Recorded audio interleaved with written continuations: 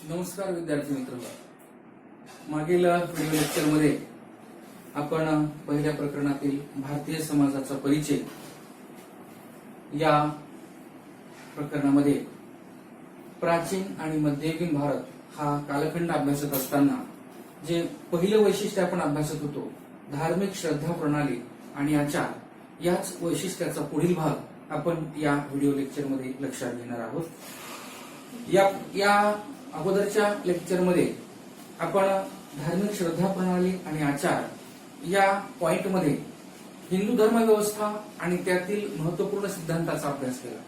त्यामध्ये मग कर्म आणि पुनर्जन्म सिद्धांत असेल किंवा 4 पुरुषार्थ असतील, जे धर्म, अर्थ, काम आणि मोक्ष, हे आपण पाहिले।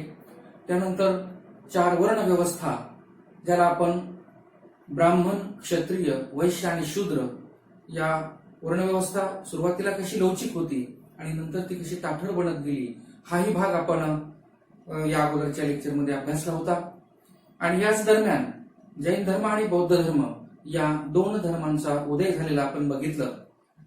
भारतीय समाजामध्ये उदयाला आलेले जे धर्म होते, त्या धर्मापैकी जैन धर्म आणि बौद्ध धर्म हे नास्तिक धर्म होते, असंही आपण लक्षात घेतलं होतं। त्याचप्रमाणे चार्वाक दर्शन आणि आजीविका हे पंथ देखील नास्तिकवादी होते आणि बाकीचे सर्व धर्म आणि पंथ मात्र ईश्वराला मानणारे होते, आस्तिक होते। इथपर्यंत आपण आलेलो होतो। आता त्यापुढील भाग आपण या ठिकाणी लक्षात घेऊयात। पहा, जैन धर्म आणि बौद्ध धर्म हे जेव्हा उदयाला आले तेव्हा त्यांनी प्रस्थापित धर्माला विरोध करणारा एक बंडखोर धर्म म्हणून ते नावारूपाला आले। मग प्रस्थापित धर्म भारतीय समाजामध्ये कोणता होता? तर प्रस्थापित धर्म होता हिंदू धर्म। आणि या हिंदू धर्माला विरोध करत बौद्ध धर्म आणि जैन धर्म उदयाला आले। मग त्यांनी, मी तुम्हाला म्हटलं की यज्ञविधीला विरोध केला, पशुबळीला विरोध केला, वर्ण व्यवस्थेला विरोध केला, जन्म आणि पुनर्जन्म सिद्धांताला विरोध केला, देव या संकल्पनेला विरोध केला, आणि म्हणून त्यांना बंडखोर धर्म असं म्हटलं गेलेलं आहे। हिंदू धर्म याच्या बरोबरच जैन धर्म आणि बौद्ध धर्म जेव्हा भारतीय समाजामध्ये अस्तित्वात आले तेव्हा त्यांनी या देशातील, भारतीय समाजातील सर्वच स्तरातील लोकांना आपल्या धर्माकडे आकृष्ट करण्यासाठीचा प्रयत्न केला। सर्वच स्तरातील म्हणजे कोणत्या? मग ब्राह्मण असतील, क्षत्रिय असतील, वैश्य असतील, शूद्र असतील किंवा त्याच्या अनेक पडलेल्या जाती आणि उपजाती असतील, या सर्वच स्तरातील लोकांना त्यांनी आपल्या धर्माकडे येण्याचं आवाहन केलं। आणि यामुळे काय झालं की मोक्षाचा हक्क जो विशिष्ट वर्गापुरता मर्यादित होता, तो सर्वांसाठी खुला करण्याचं एक महत्व त्यांनी स्वतःकडे घेण्याचा प्रयत्न केला। मग या ठिकाणी बौद्ध धर्म आणि जैन धर्म यांचा तुलनात्मक जर अभ्यास केला तर जैन धर्माच्या तुलनेमध्ये बौद्ध धर्माचे नियम हे साधे आणि सहज आकलन करण्याजोगे असल्यामुळे बौद्ध धर्माकडे भारतीय लोक प्रचंड मोठ्या प्रमाणात आकर्षित झाले आणि बौद्ध धर्माची संख्या वाढू लागली। इतकंच नाही मित्रांनो, तर बौद्ध धर्माकडे लोक मोठ्या प्रमाणात आकृष्ट झाले। भारतीय समाजामध्ये बौद्ध धर्म मोठ्या प्रमाणात प्रसारित होऊ लागला, त्याचा प्रचार होऊ लागला, प्रसार होऊ लागला। इतकंच नाही, तर बौद्ध धर्माचा प्रसार हा दूरवर झालेला आपल्याला पाहायला मिळतो। तो कसा? तर मौर्य सम्राट अशोकाच्या आश्रयामुळे या बौद्ध धर्माचा प्रसार केवळ देशातच नव्हे तर देशाच्या सीमेच्या बाहेर इतर देशामध्ये सुद्धा जाऊन पोहोचला। मग तो कसा? उदाहरणार्थ तिबेट, चीन, मंगोलिया, म्यानमार, जावा, सुमात्रा, श्रीलंका अशा बाहेरील अनेक देशांच्या मध्ये बौद्ध धर्म जाऊन पोहोचला। आणि आजही या देशातील लोक भारताला त्यांच्या धर्माच्या उगमाची पवित्र भूमी मानतात आणि म्हणून भारताकडे त्यांचा दृष्टिकोन हा वेगळा आहे असं आपल्याला या ठिकाणी म्हणता येईल। इतकंच नाही, तर ज्या बौद्ध धर्मामध्ये व्यक्तींनी बौद्ध भिक्खू आणि भिक्खुनी यांची दीक्षा घेतली होती, त्याच्यासाठी भगवान गौतम बुद्धांनी बौद्ध संघाची स्थापना केली होती। आणि अशा पद्धतीने अनेक बौद्ध भिक्खू आणि बौद्ध भिक्खुनी यांनी प्रत्यक्ष या बौद्ध धर्माचं तत्वज्ञान अंगीकारून बौद्ध संघामध्ये स्वतःचं स्थान निर्माण केलेलं होतं। इतकंच नाही, तर बौद्ध धर्माच्या बाबतीत अजूनही पुढे जाऊन सांगायचं असताना बौद्ध धर्म हा व्यक्तीच्या नैतिक उन्नतीला आणि त्यावर आधारित जीवन पद्धतीवर अधिक लक्ष देणारा, जीवन पद्धतीला अधिक महत्वाचं स्थान देणारा असा मानला जातो. मग नैतिक उन्नती म्हणजे काय? नैतिक उन्नती म्हणजे दान वृत्ती, स्वार्थ त्याग, संयम, विचार आणि कृतीतील अहिंसा या गुणांनी युक्त आचरणावर बौद्ध धर्माने भर द्यायला सुरुवात केली. आणि मग हेच तत्व कोणते? दानवृत्ती, स्वार्थ त्याग, संयम, विचार आणि कृतीवरील अहिंसा हे तत्व उपनिषदांच्या मध्ये सुद्धा स्वीकारल्या गेलेले आहेत. उपनिषदांच्या मध्ये सुद्धा या तत्वावर, या गुणांवर भर देण्यात आलेला आहे. आणि हे गुण बौद्ध जीवन पद्धतीमध्ये मोठ्या प्रमाणात आचरणात आणले जातात. कालांतराने बौद्ध धर्म आणि जैन धर्म या दोन धर्मांच्या मध्ये स्वतंत्र पंथ निर्माण झाले मित्रांनो. मग हे स्वतंत्र पंथ नेमके कोणते त्याचा विचार आपण या ठिकाणी करू. बौद्ध धर्माच्या बाबतीत दोन पंथ अस्तित्वात आले, नव्हे 3 पंथ अस्तित्वात आले. या तीनही पंथांचा अभ्यास आपण या ठिकाणी लक्षात घेऊयात. बौद्ध धर्मामध्ये हीनयान, महायान आणि वज्रयान अशा 3 पंथ निर्माण झाले असं आपल्याला या ठिकाणी सांगता येईल. हीनयान बौद्ध धर्मातील पंथ, पहिला पंथ आहे हीनयान पंथ.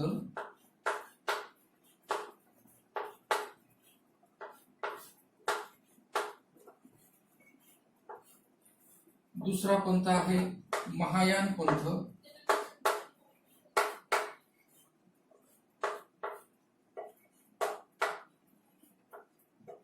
आणि तिसरा पंथ आहे वज्रयान पंथ.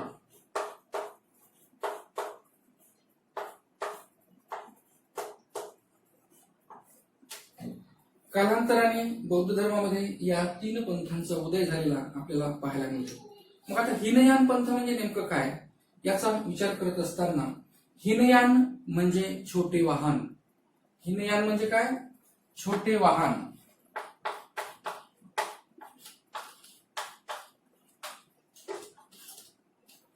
हीनयान म्हणजे छोटे वाहन. आता या हीनयान पंथातील लोक मूळ नियमांचे पालन अतिशय काटेकोरपणे करत असल्यामुळे या हीनयान पंथामध्ये आलेल्या लोकांची संख्या ही मर्यादित होती आणि म्हणून या हीनयान पंथाला छोटे वाहन असं म्हटलं गेलेलं आहे. लक्षात आलं तुमच्या? हीनयान पंथ म्हणजे काय?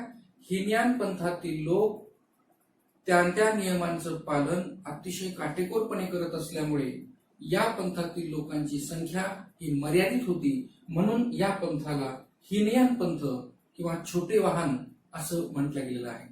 यानंतर बौद्ध धर्मातील दुसरा महत्वपूर्ण पंथ आहे महायान पंथ. यालाच मोठे वाहन असं सुद्धा म्हटलं जातं. मोठे वाहन. आता मोठे वाहन याचा अर्थ असा की या पंथाचे, महायान पंथाचे जे नियम होते ते सर्वसामान्य लोकांना अधिक व्यवहार्य आणि सहजपणे करता येण्याजोगे असल्यामुळे या महायान पंथामध्ये प्रचंड मोठ्या प्रमाणात व्यक्तींचा समावेश झाला आणि म्हणून या पंथाला महायान पंथ असं म्हटलं जातं. आणि त्यानंतर बौद्ध धर्मामध्ये जो तिसरा पंथ निर्माण झाला त्या पंथाला वज्रयान पंथ असं म्हटलं जातं. आणि हा तिसरा पंथ इसवी सनाच्या 8व्या शतकामध्ये उदयास आला असं म्हटलं जातं. तर अशा प्रकारे बौद्ध धर्मामध्ये कालांतराने 3 पंथ अस्तित्वात आले. हे 3 पंथ हीनयान पंथ, महायान पंथ आणि वज्रयान पंथ असे याची नावं आहेत. परंतु बहुतांश वेळा वरील 2 पंथांचाच मोठ्या प्रमाणामध्ये उल्लेख हा होत असतो. बऱ्याचदा आपल्याला एका वाक्यात उत्तरे द्यासाठी प्रश्न विचारला जाऊ शकतो की बौद्ध धर्माचे पंथ किती आणि कोणते. त्यावेळेस आपल्याला या 3ही पंथांचा उल्लेख करावा लागेल. हीनयान, महायान आणि वज्रयान. किंवा असाही प्रश्न आपल्याला विचारला जाऊ शकतो की हीनयान आणि महायान पंथचा अर्थ काय. हीनयान म्हणजे छोटे वाहन, तर महायान म्हणजे मोठे वाहन, असंही आपल्याला उत्तर देता आलं पाहिजे. या पद्धतीने आपण आता पुढे जाऊया. यानंतर जैन धर्माच्या बाबतीत जर आपण विचार केला तर जैन धर्मामध्ये सुद्धा 2 पंथ कालांतराने अस्तित्वात आलेले होते. हे जैन धर्मातील 2 पंथ कोणते तर पहिला पंथ आहे दिगंबर पंथ.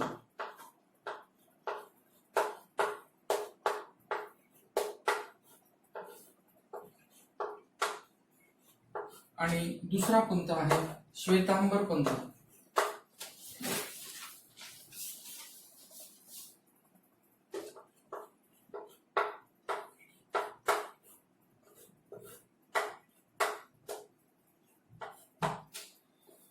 जैन धर्मामध्ये अस्तित्वात आलेले दोन पंथ म्हणजे दिगंबर आणि श्वेतांबर पंथ. आता दिगंबर या पंथाचा अर्थ आपण या ठिकाणी लक्षात घेऊ. जो पंथ आकाश हेच वस्त्र मानणारे मुनी ज्या पंथात आहेत, बघा, आकाश हेच वस्त्र मानणारे मुनी ज्या पंथात आहेत त्या पंथाला दिगंबर पंथ असं म्हणतात. आणि म्हणून या पंथातील लोक आपल्याला नग्नावस्थेत असलेले पाहायला मिळतात. आकाश हेच आपलं वस्त्र आहे असा मानणारा मुनींचा हा पंथ असतो, त्याला दिगंबर पंथ असं म्हटलं गेलेलं आहे. यानंतर श्वेतांबर पंथ हा दुसरा जैन धर्मातला महत्वपूर्ण पंथ मानला जातो. या पंथामध्ये मात्र श्वेत किंवा पांढरे वस्त्र परिधान करणारे मुनी ज्या पंथात असतात त्या पंथाला श्वेतांबर पंथ असं म्हटलं जातं. हे दोनही पंथ मोठ्या प्रमाणामध्ये जैन धर्मामध्ये अस्तित्वात आले आणि त्यांनी त्यांच्या पद्धतीने आपलं तत्वज्ञान पुढे चालू ठेवलं. यानंतर वर्धमान महावीर आणि भगवान गौतम बुद्ध या दोघांची ही महत्वपूर्ण जैन आणि बौद्ध धर्म आहेत. भगवान महावीर आणि गौतम बुद्ध यांच्या निर्वाणानंतर म्हणजेच यांच्या मृत्यूनंतर काही काळ पुढे लोटला गेला आणि त्यांचा जो उपदेश त्यांनी केला होता सर्वसामान्य माणसांच्या वरती, तो उपदेशाची जी धार होती ती हळूहळू कमी होत गेली आणि त्यानंतर मात्र उपदेशाचा प्रसार कमी झाला आणि पुढे जवळजवळ 1200 वर्षाच्या कालखंडामध्ये कोणताच नवीन धर्म किंवा प्रभावी धर्म उदयाला आला नाही. हेही आपल्याला या ठिकाणी प्रकर्षाने लक्षात घ्यावं लागेल. म्हणजे बौद्ध धर्म आणि जैन धर्म हे अस्तित्वात आले, त्यांनी सर्वसामान्य माणसांच्या पर्यंत उपदेश दिला, सांगितलं, परंतु त्यांच्या निर्वाणानंतर, त्यांच्या निधनानंतर मात्र पुढे 1200 वर्षाच्या कालखंडात कोणताच नवीन प्रभावी धर्म अस्तित्वात आलेला नाही. हेही आपल्याला लक्षात घ्यावं लागतं. यानंतर आपण मध्ययुगीन कालखंडाचा या ठिकाणी विचार करणार आहोत. मध्ययुगीन कालखंड.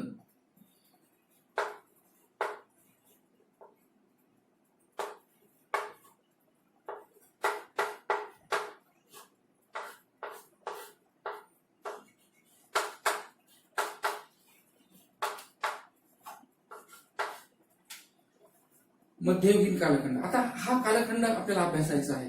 मग तुम्ही असं म्हणाल की हा कालखंड कोणता?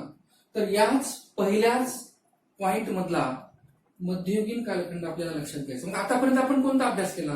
तर आतापर्यंत आपण प्राचीन कालखंड लक्षात घेतला. प्राचीन कालखंडातील धार्मिक श्रद्धा प्रणाली आणि आचार कसा होता हा भाग आपण लक्षात घेतला. आता आपण याच पॉइंट मध्ये मध्ययुगीन कालखंडामध्ये धार्मिक श्रद्धा प्रणाली आणि आचरण पद्धती कशी होती याचा या ठिकाणी आपल्याला आता विचार करायचा आहे. म्हणजे पहिलाच पॉइंट आपण या ठिकाणी कंटिन्यू करत आहोत मध्ययुगीन कालखंडाच्या माध्यमातून. मग या मध्ययुगीन कालखंडामध्ये धार्मिक आचार आणि श्रद्धा प्रणाली ही कशा पद्धतीची होती हे आपण या ठिकाणी लक्षात घेऊया.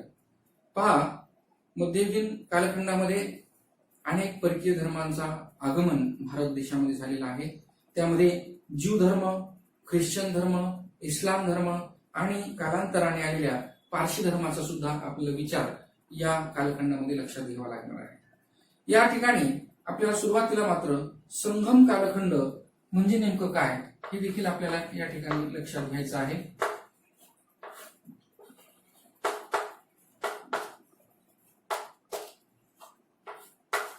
संगम कालखंड कशाला म्हणायचं? मध्ययुगीन कालखंडातलाच एक भाग जो संगम कालखंड म्हणून ओळखला जातो. इसवी सन पूर्व 6वे शतक ते इसवी सन पूर्व 3रे शतक अशा या संगम कालखंडाचा एकूण आपल्याला विचार करता येईल. आता हे जे संगम कालखंड आहे हे त्या प्राचीन काळातील दक्षिण भारतातील प्राचीन इतिहासाचा हा काळ आहे. दक्षिण भारतातील प्राचीन इतिहासाचा काळ. आता दक्षिण भारतामध्ये सध्या कोणते राज्य अस्तित्वात आहेत? तर सध्या दक्षिण भारतामध्ये तामिळनाडू आणि केरळ हे राज्य अस्तित्वात आहेत त्या कालखंडामध्ये या भागाचा संगम कालखंड म्हणून अभ्यास झालेला आहे. कोणता भाग? आजचा तामिळनाडू आणि केरळ या राज्याचा प्रदेश.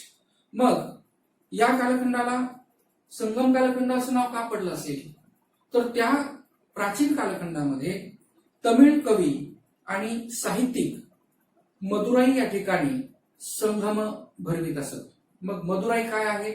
तर दक्षिण भारतामध्ये मदुराई नावाचं एक प्रसिद्ध ठिकाण आहे. त्या ठिकाणी तमिळ कवी आणि साहित्यिक एकत्र येऊन संगम भरवीत असत. संगम म्हणजे काय? संगम म्हणजे परिषदा. संगमचा अर्थ काय सांगता येईल? परिषदा. म्हणून या कालखंडाला कोणता कालखंड म्हटला गेलेला आहे? संगम कालखंड.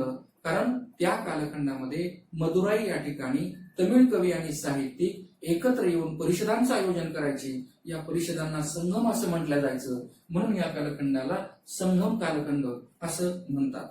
आता या कालखंडाचा जर आपण विचार केला तर या कालखंडात समाजावरील धर्माचा जो पगडा होता तो अधिक तीव्र होता असं नाही. अतिशय सर्वसामान्य लोक जीवन जगायचे. धर्माचा पगडा इतका प्रभावी नव्हता आणि सामान्य लोक सुद्धा धार्मिक आचरण हे विविध प्रकारचे विधी आणि भक्ती या माध्यमातून करत असत. लोकांचे धार्मिक विधी हे भूतप्रेत आणि त्यावर आधारलेल्या ईश्वरीय रचनेशी किंवा देवतेशी संबंधित असायचे. म्हणजेच याचा अर्थ असा की त्या कालखंडामध्ये वृक्ष, दगड, जल, प्राणी, ग्रह, तारे हे देवता स्वरूप मानले जायचे. आणि इतकंच नाही तर संगम काळातील लोकांना काही आध्यात्मिक आणि तात्विक सत्याची जाणीव सुद्धा झाली होती. त्यांचं म्हणणं असं होतं की प्रत्येक व्यक्तीच्या शरीरामध्ये असलेला जो जीवात्मा आहे तो जीवात्मा शरीराहून भिन्न असतो. बघा, संगम कालखंडातील लोकांचा विश्वास कसा होता की प्रत्येक व्यक्तीच्या शरीरामध्ये असलेला जो जीव आहे, जीवात्मा आहे, तो जीवात्मा शरीरापेक्षा भिन्न असतो. म्हणून जीवात्म्याला एक वेगळं अस्तित्व प्राप्त झालेलं असतं, परंतु शरीराला मात्र कुठलंही अस्तित्व प्राप्त झालेलं नसतं. आणि म्हणून अशा पद्धतीने त्यांनी जीवाला स्वतंत्र अस्तित्व असतं तर शरीराला कुठलंही अस्तित्व नसतं असं मान्य केलेलं आहे.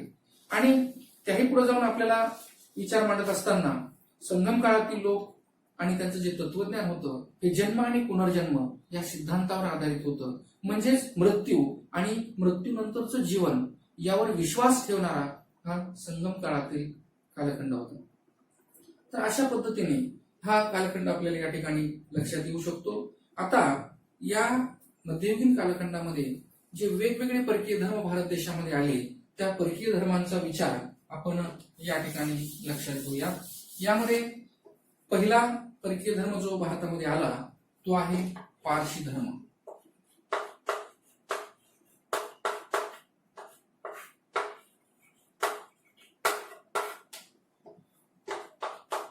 पारशी धर्म. आता या पारशी धर्माचा आपण थोडक्यात विचार लक्षात घेऊया. अगदी प्राचीन आणि मध्ययुगीन कालखंड हा आपण अभ्यासत असताना जो मध्ययुगीन कालखंडामध्ये पारशी धर्माचा उदय कशा पद्धतीने झाला हेही आपल्याला या ठिकाणी लक्षात घ्यावं लागेल. काही अभ्यासकांच्या मते पारशी धर्माचा उगम किंवा उदय हा वैदिक कालखंडाच्याही अगोदरचा आहे असं मानण्यात येतं. मूळ धर्माचे हे जे पारशी लोक होते हे सुरुवातीला मध्य पूर्वेच्या प्रदेशामध्ये आले आणि त्या ठिकाणी पारशी लोकांचा प्रचंड छळ होत होता आणि म्हणून या पारशी धर्माच्या लोकांनी गुजरातकडे स्थलांतर केले. गुजरातमध्येच ते स्थिरावले आणि त्या गुजरात मधील संस्कृती त्यांनी आत्मसात केली. त्या संस्कृतीमध्ये ते मिसळले असंही या ठिकाणी मानण्यात येतं. बाहेरून आलेला हा जो पारशी धर्म आहे, पारशी समाज आहे, या पारशी समाजाचे लोक असे आहेत की जे अजूनही त्यांच्या समाजाबाहेरच्या व्यक्तींशी विवाह करीत नाहीत, लग्न करीत नाहीत. तसेच पारशी धर्मामध्ये इतर कुठल्याही धर्माच्या व्यक्तींना स्थान देत नाहीत किंवा त्यांना त्या धर्मामध्ये घेत नाहीत. अशा पद्धतीचा हा पारशी धर्म अस्तित्वात आलेला आपल्याला या ठिकाणी लक्षात येतो. इतकंच नाही तर त्यांच्या आज्ञारीमध्ये, आता आज्ञारी हे नेमकं काय आहे हेही आपल्याला या ठिकाणी लक्षात घ्यावं लागेल. आज्ञारी म्हणजे अग्निमंदिर हे आपल्याला लक्षात घ्यावं लागेल. आज्ञारी म्हणजे काय? अग्निमंदिर. अग्निमंदिर हे पारशी धर्माचं पूजास्थान मानला गेलेला आहे. जसं हिंदू धर्मामध्ये मंदिराला, पवित्र मंदिराला स्थान आहे, शीख धर्मामध्ये गुरुद्वाराला स्थान आहे, इस्लाम धर्मामध्ये मशिदीला स्थान आहे, तसं पारशी धर्मामध्ये आग्यारी या पूजास्थानाला महत्व देण्यात आलेलं आहे. आग्यारी म्हणजे अग्निमंदिर, आणि त्यांच्या या आग्यारीमध्ये पारशी धर्माव्यतिरिक्त कुठल्याही व्यक्तीला येऊ दिल्या जात नाही, स्थान दिल्या जात नाही. अग्निमंदिर अतिशय पवित्र त्यांचं मानलं जातं. अशा पद्धतीने प्राचीन पारशी धर्म हा जगातील प्राचीन धर्मापैकी एक असून तो आजपर्यंत टिकून राहिलेला धर्म मानला जातो. या पारशी धर्मात सुद्धा चांगले आणि वाईट या दोन्ही गोष्टी अस्तित्वात आहेत. म्हणजे स्वर्ग आणि नरकाची कल्पना पारशी धर्मात सुद्धा मान्य केलेली आहे. या ठिकाणी अवेस्ता हा पारशी धर्माचा पवित्र ग्रंथ मानला गेलेला आहे. कोणता? अवेस्ता.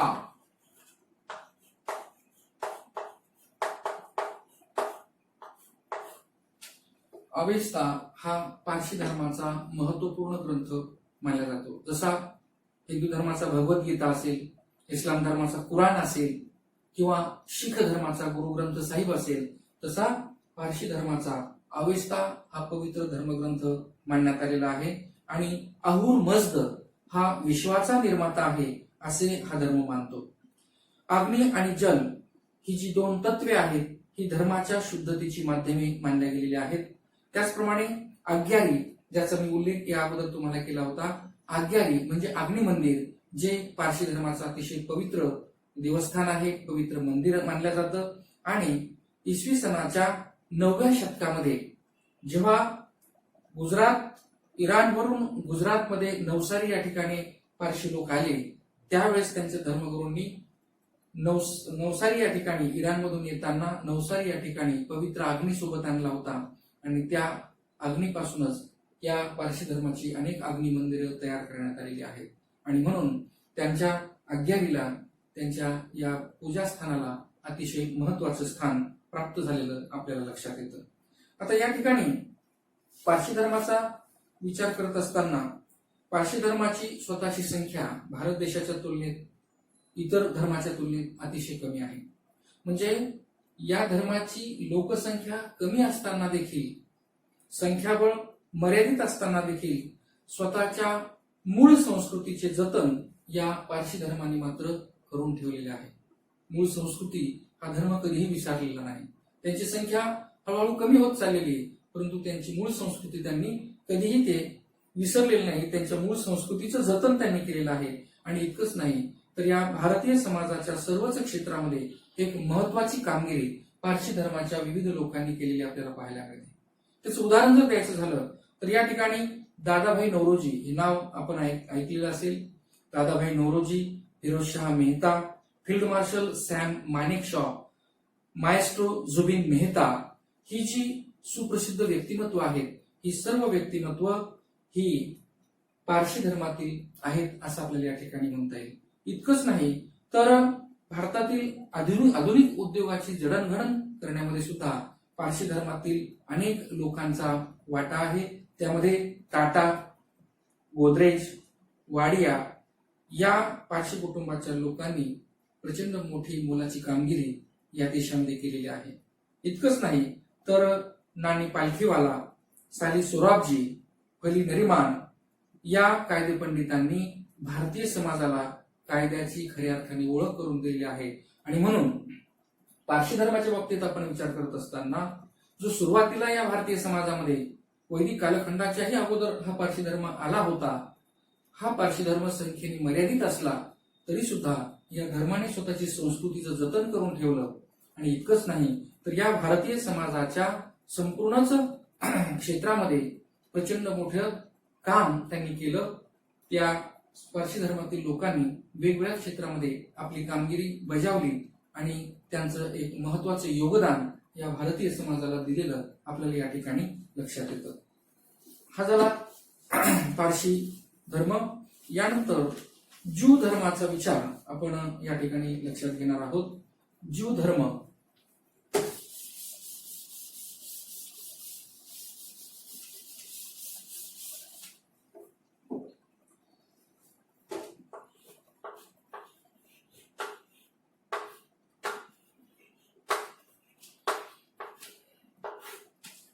विद्यार्थी मित्रो, आपण याच पॉइंटमध्ये मध्ययुगीन भारतातील या संपूर्ण घडामोडी लक्षात घेतो आहोत.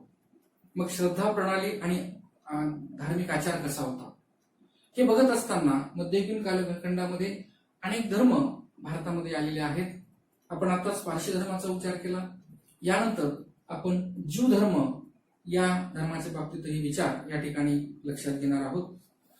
या असं म्हटलं जातं की बाहेरून भारतामध्ये आलेल्या अनेक धर्मांपैकी ज्यू धर्म हा सर्वात अगोदर आला असं मानलं जातं. आता या ठिकाणी हिब्रू राजा सॉलोमन याच्याबरोबर व्यापारासाठी हा ज्यू धर्म भारतामध्ये आलेला आहे. कोणाबरोबर आला ज्यू धर्म? हिब्रू राजा सॉलोमन.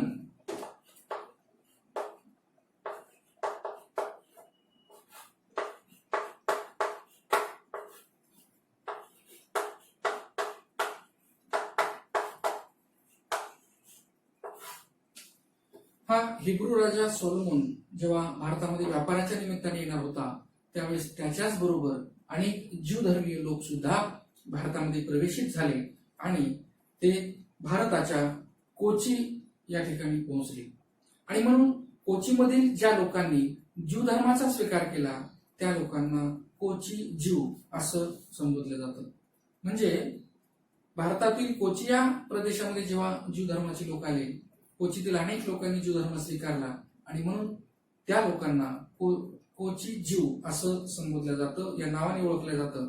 भारतामध्ये ज्यू लोकांची जी लोकसंख्या आहे ती खूपच कमी आहे आणि बेने इस्रायल ज्यू या समाजाचे काही लोक मुंबई आणि मिझोराम या राज्यामध्ये आपल्याला पाहायला मिळतात. कोणते लोक? बेने इस्रायल ज्यू.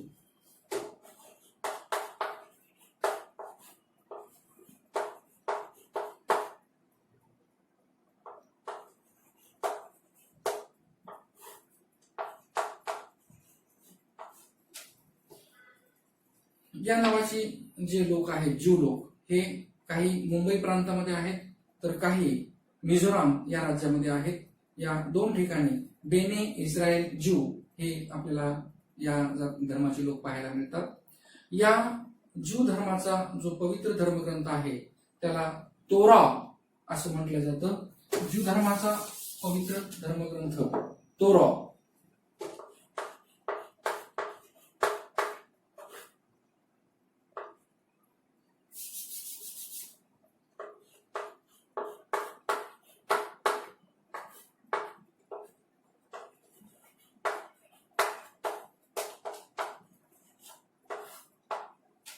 पवित्र धर्मग्रंथ. आता या ठिकाणी हा जो धर्मग्रंथ आहे तोरा नावाचा, बऱ्याचदा आपल्याला पेपरला विचारलं जाऊ शकतं की ज्यू धर्माचा पवित्र धर्मग्रंथ कोणता? एका वाक्यात उत्तर द्यासाठी असेल, रिकाम्या जागासाठी असेल, जोडाजोडासाठी असेल, तर तोरा हा ज्यू धर्माचा धर्मग्रंथ मानण्यात आलेला आहे. या ठिकाणी तोरा या ग्रंथामध्ये बायबलच्या जुना करार या ग्रंथाचा समावेश आहे. म्हणजे ख्रिश्चन धर्माचा धर्मग्रंथ कोणता? बायबल. आणि बायबलचा जो जुना करार आहे या तोरा या ग्रंथामध्ये बायबलच्या जुना करार या ग्रंथाचा समावेश करण्यात आलेला आहे. आणि म्हणून ज्यू धर्म हा इतर धर्माप्रमाणे, इस्लाम धर्माप्रमाणे एकेश्वरवादी धर्म मानण्यात आलेला आहे. ज्यू धर्मामध्ये एकाच ईश्वराला मानण्यात येतं. म्हणून ज्यू धर्म हा एकेश्वरवादी धर्म आहे. शबात हा ज्यू धर्माचा पवित्र विधी मानला जातो. कोणता? शबात. पवित्र विधी.